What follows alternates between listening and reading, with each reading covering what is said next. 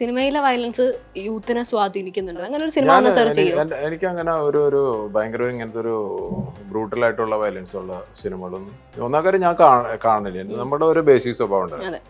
ഇപ്പൊ എനിക്കൊരു സിനിമയിൽ ഒരു രോഗി ഹോസ്പിറ്റലിൽ ചെന്നിട്ട് ഇഞ്ചക്ഷൻ എടുക്കാൻ കാണുമ്പോൾ ഞാൻ തലതിരിഞ്ഞിരിക്കും. എനിക്ക് അതുപോലും കാണാനായിട്ടുള്ള ഇതില്ലാത്തൊരു ലോല ഹൃദയനാണ്. അപ്പം ഞാനും അങ്ങനെ ഒരു സിനിമയിൽ അങ്ങനെ ഈ പറയുന്ന ഇതൊന്നും ഞാൻ ഒരിക്കലും ചെയ്യില്ല. പിന്നെ ഈ പറയുന്ന രീതിയിൽ വന്ന സിനിമകളൊന്നും ഞാൻ കാണാറില്ല.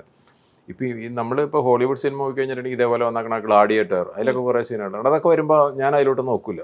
ഞാൻ അങ്ങനത്തെ ഒരു സ്വഭാവക്കാരനാണ്.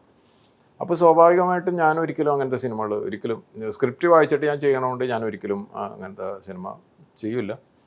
പിന്നെ അതുകൊണ്ട് ഒരു സമൂഹത്തിൽ വലിയ പ്രശ്നങ്ങൾ വരുമോയെന്ന് എനിക്ക് തോന്നുന്നില്ല. ഇപ്പോൾ കേരളത്തിൽ ഈ കൂടിക്കൊണ്ടിരിക്കണ ഈ രീതിയിലുള്ള വയലൻസും പ്രശ്നങ്ങളുടെയൊക്കെ മെയിൻ വില്ലൻ എന്ന് പറഞ്ഞിട്ടുണ്ടെങ്കിൽ ഡ്രഗ്സ് ആണെന്നാണ് എനിക്ക് തോന്നുന്നത്.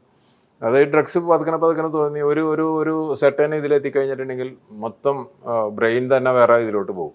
അപ്പോൾ ഫ്രണ്ടിൽ നിൽക്കണ സിസ്റ്ററാണോ അല്ലെങ്കിൽ മദറാണോ റിലേറ്റീവ്സ് ആണോ അവരായിട്ടുള്ള ഒരു എമോഷൻ ഇതൊന്നും വർക്കൗട്ടാകാത്തൊരു സ്ഥിതിയിലോട്ട് വരും.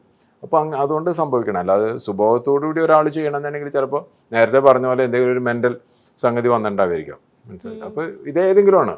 അല്ലാതെ ഒന്നും എനിക്ക് തോന്നുന്നില്ല. സിനിമ കണ്ടു കഴിഞ്ഞിട്ട് അത് വെച്ച് കഴിഞ്ഞിട്ടൊക്കെ എന്തെങ്കിലുമൊക്കെ ചെറിയ ഐഡിയകൾ ചിലപ്പോൾ എടുക്കായിരിക്കാം. അല്ലാതെ ഒരിക്കലും ഒരു സമൂഹത്തിലൊരു വ്യക്തിനെ ഒന്നും സിനിമക്ക് അങ്ങനെ സ്വാധീനിക്കാൻ പറ്റുമെന്ന് എനിക്ക് തോന്നുന്നില്ല.